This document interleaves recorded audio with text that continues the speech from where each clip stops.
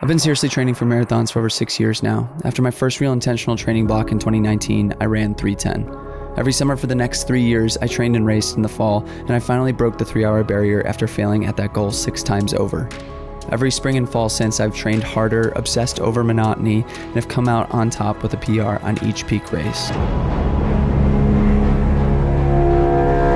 And in those last 5 PRs, every YouTube series name has been the same rinse and repeat approach. Name and time. After a year of feeling like sub 230 has been possible, I've come short of that mark twice. I don't count it as failure, as my times have gotten faster, but the more I progress in this discipline, I've come to realize that an outcome-based time goal can rob me of the joy and the commitment I made, the discipline I forged, and the wars I won in the process. This does not mean I don't want to get faster. I absolutely want a new PR again this fall. I just want to shift the focus, and hopefully with locking in every small detail in my control, Chicago will be here, and I'll have that new PR in no time.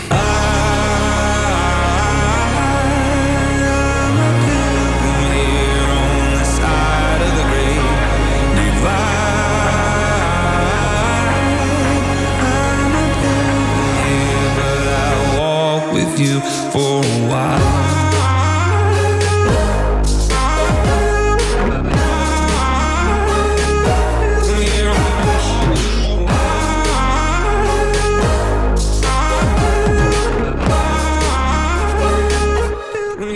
Welcome to No Time, episode 1. I am beyond thrilled to bring this series to you. I've been working on it for the past few months, and hopefully by the end of these 3 months, it will be the best series that I've done on YouTube so far. But I'm not gonna be the judge of that. You guys can be the judge of that. Just a lot of intentions gone into this, so I'm super excited to bring it to you. As the title alludes, there is no outcome-based time goal for this block.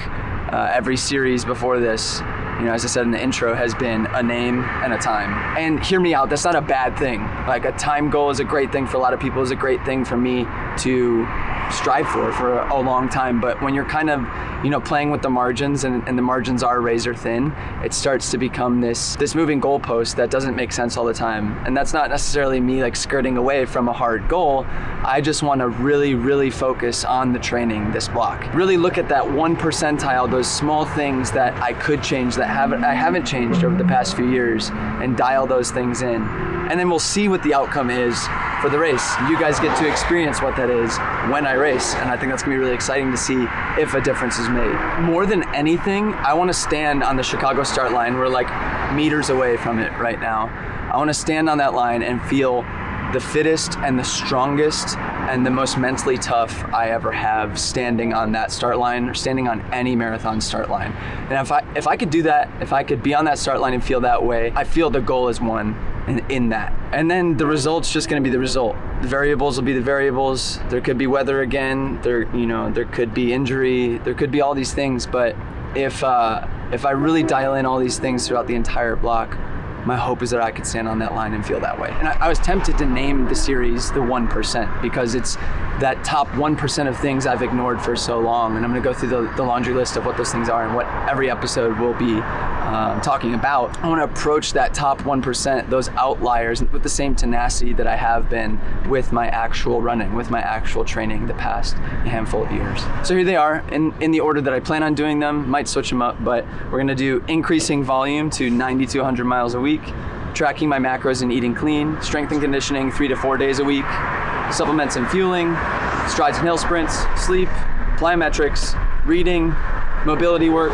pre and post run rhythms, training with others, and today we'll be discussing a change in my intensity in midweek and long run workouts. And honestly, I haven't discussed any of these changes with my coach, Jeff, so it's especially the top 2 with changing intensity and growing my volume even more. So I need to have a discussion with him first before we dive all the way in. So I'm gonna jump on a call with him. My guess is that he'll probably be like, be wary about growing volume all the way to 90 to 100 miles a week. But I think at the end of it, he's gonna be on board with it all.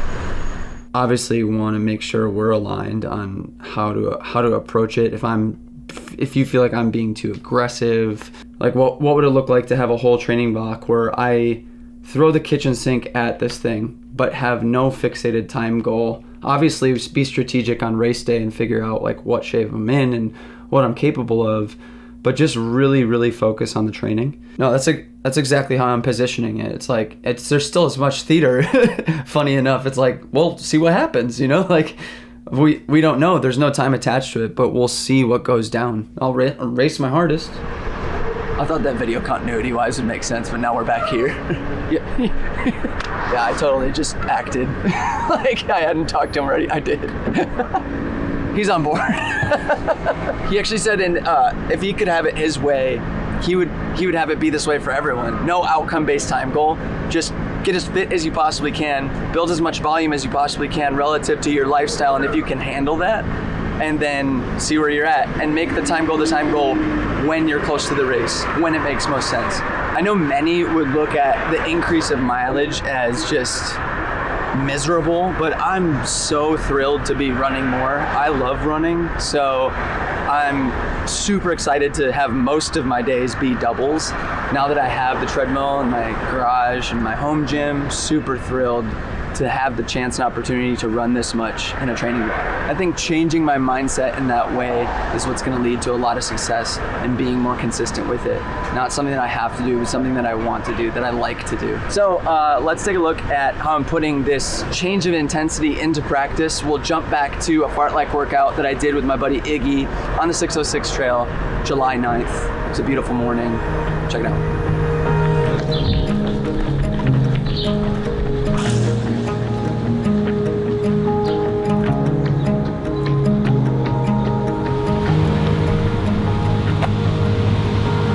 Well, Chicago block is not officially started, but basically this upcoming Monday or Sunday will be 12 weeks out.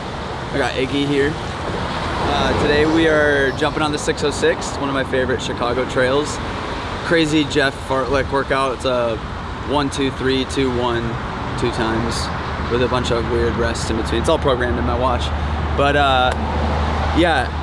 Really what I wanted to talk about in this episode is a change of intensity this block. It's not feeling like I need to absolutely empty the tank on workouts. So a huge focus on threshold running in this entire block, especially if, which I'll talk about next week, as I grow mileage a whole lot more this block. I don't want to be burning too many bridges so that I can't get the necessary volume I need. More on that later, but we're gonna go enjoy one of the best places to run in this city. And I'm like nearly 34. He's doing it and I'm not.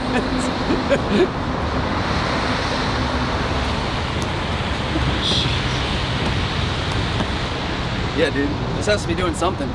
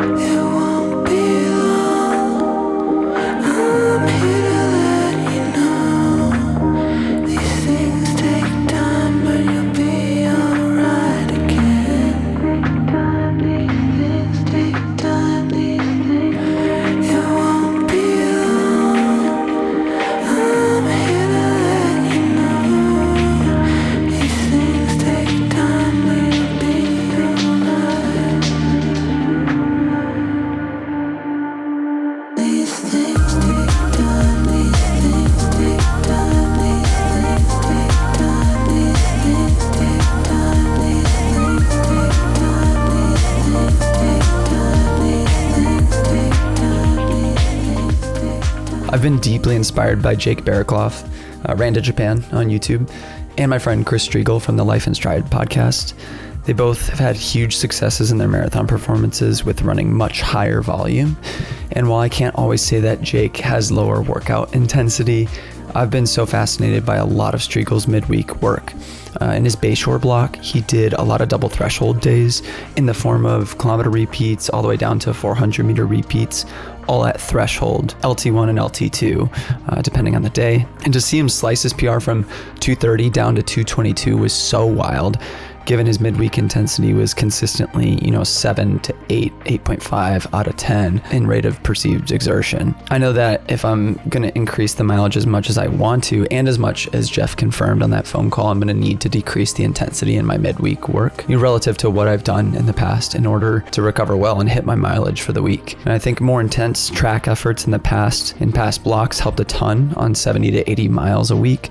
But I'm curious to see how fit I'll still get with ratcheting the intensity down more, sticking to Jeff's prescribed paces on track and tempo work, and maybe even a bit slower in the summer heat, and hitting mileage every week, and how that will come to play out October 12th in Chicago. This workout was an amazing tone setter in this because nothing felt like it was above an 8 out of 10 RPE.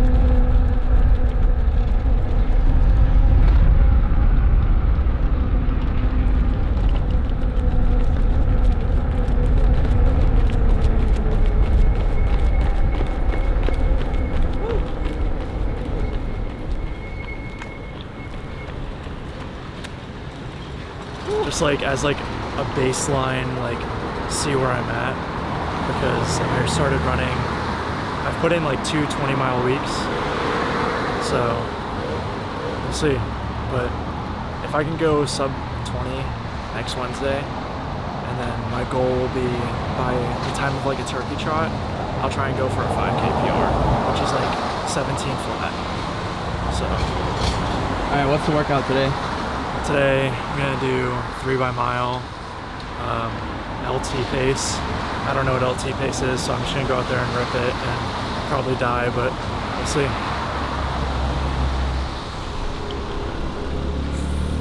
Oh, he's a runner, he's a track star. Oh, big boy's running again. Ah! I just unlocked it. I don't know what I did. There we go.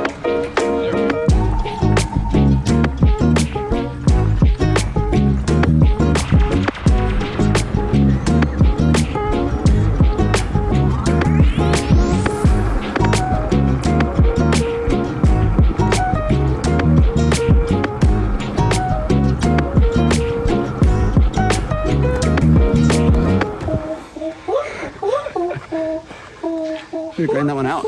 Yeah, faster. 6:21. Yeah.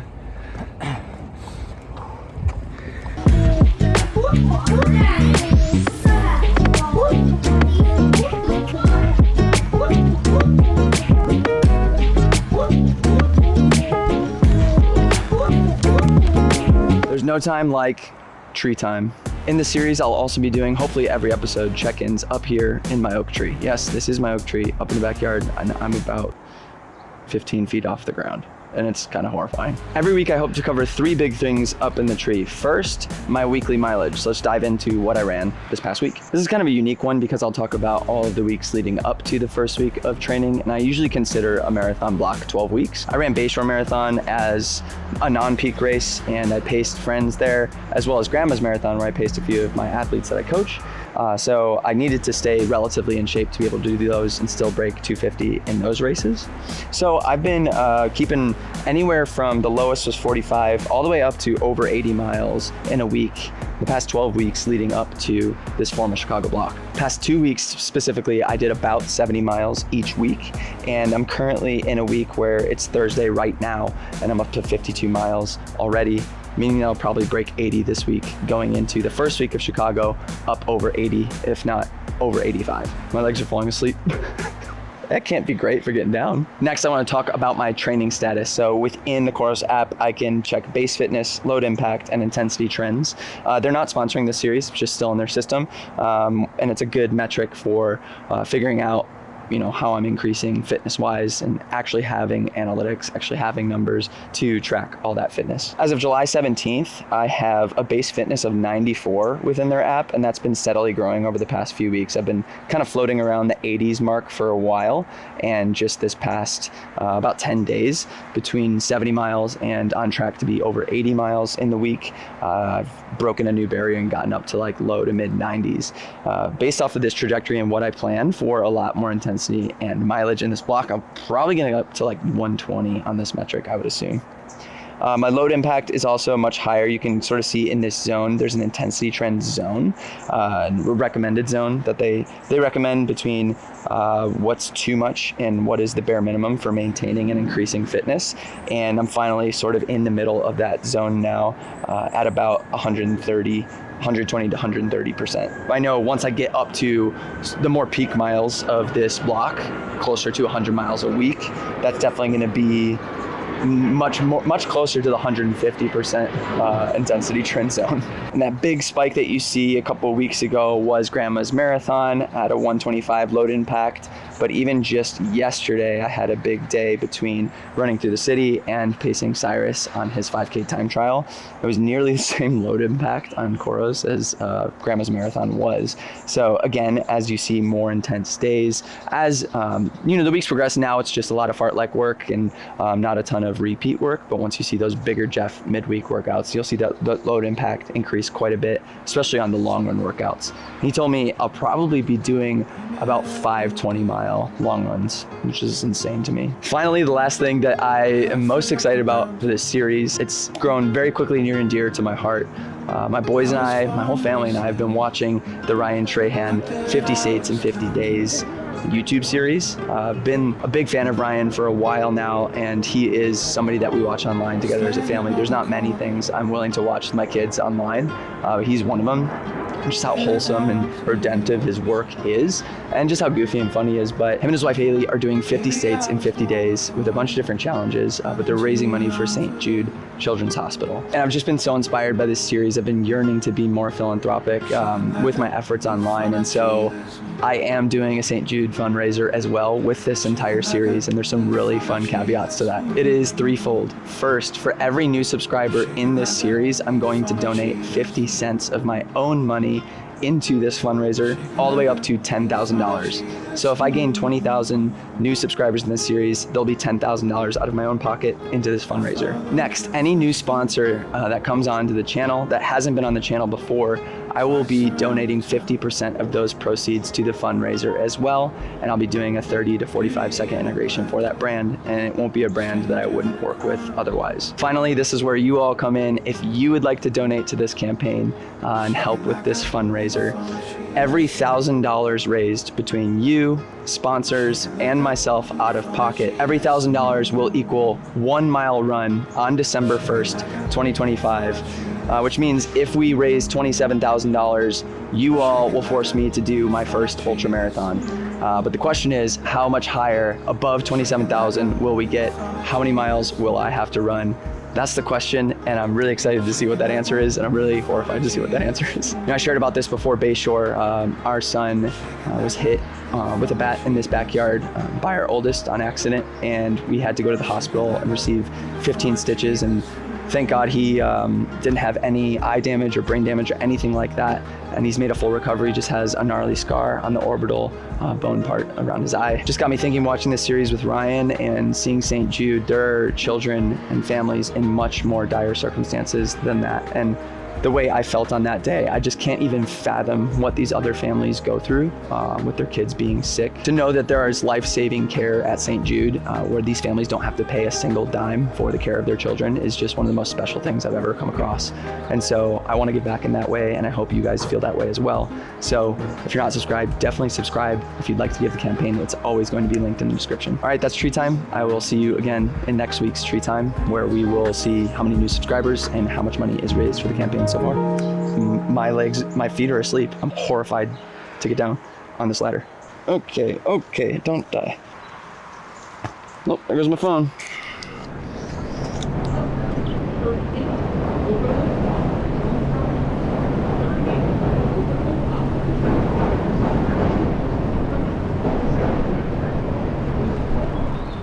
This is the start line. Wait, Right here. this is the start line? Right here. Really? Right here. Right here. Yeah. It's right here. You line up in the corrals right there. I allegedly took a poop right there. Right there. Yeah, it was next to the porta potty. In the porta potty, allegedly. Next to it. This is the start of the race. Every chance we can, every weekend we can, we're gonna mob this course. And we're not gonna wear shirts. What's up, baby? Why would you? I love you, Floberg got runs. Oh, dude, not the ankles. I was born again to a tape cassette. You danced all around me. I got upset. Looked for me all night in the winter rain.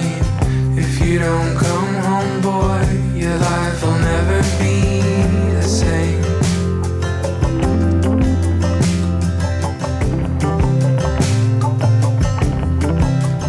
So Scotty, what do you think about the series titled No Time? I like that one, you put a little less pressure on yourself, especially putting it out to the whole world, which can be a good thing, but when you just are on a race against yourself instead of like putting it to the whole world, and then you put all this unneeded pressure on yourself for a time goal, honestly, in my opinion, that's how I race. And just like you do training your best, you do all your nutrition, your sleep the best, everything you can do, and then see where you are at the end. As long as you're doing everything, you know, and not being lazy with the variables that matter, then that's the best you can end up with. And sometimes it's best to train where you're at versus train where you want to be. My coach always says that, where sometimes training where you want to be will get you in trouble. So I feel like the series No Time help you train where you're at more. Good. Who knows where you're going to be. Well, I'll definitely be ahead of you. Wow, Scotty. Keep up, Youngblood. Yes, you will be.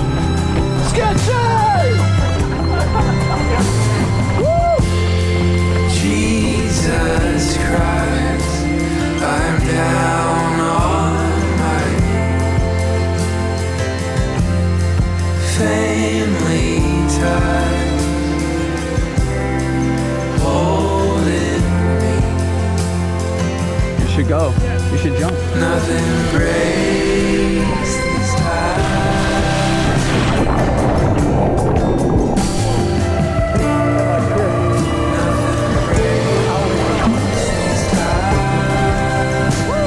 Give us a good wet dog kick here. Ooh, baby. $20 to open it. Carl, you in? Yeah.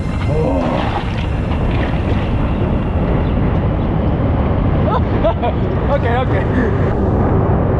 What do you got?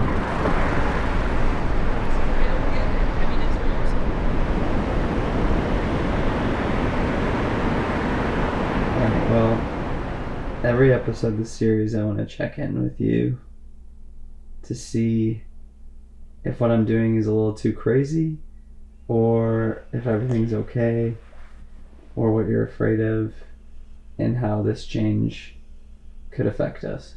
So how do you feel so far? We're 1 week in. I mean, so far it doesn't feel that different, mileage-wise, right? Yeah, not too. I mean, I did just run the biggest week I've ever run. And Yeah. every week for a while will be the biggest week I've ever run. Well, you've been getting up early again. Yeah. So that's been good. And it's so cute you're running with your friends so much. That's new. Now that you're working more from home, you have like 2 extra hours of time in your day. And you're also running during work hours, right? Yeah, for doubles. Yeah. Like, I think right now it still feels like we're seeing you more than we were a couple of months ago. Yeah.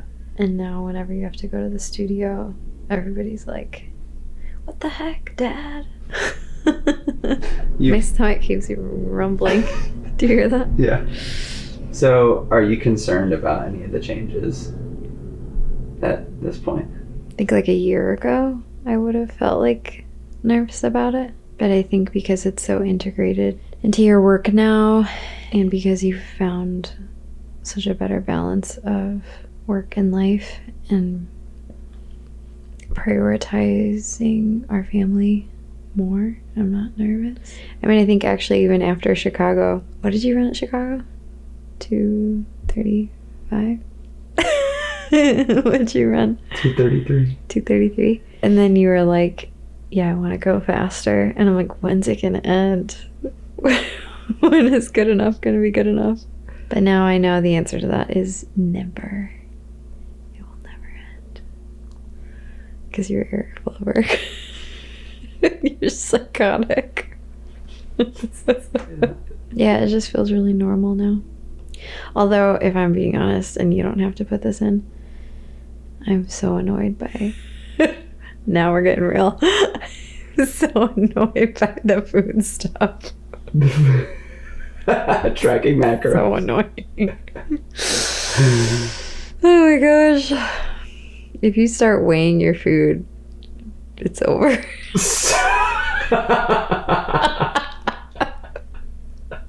Just kidding, obviously, but oh my gosh.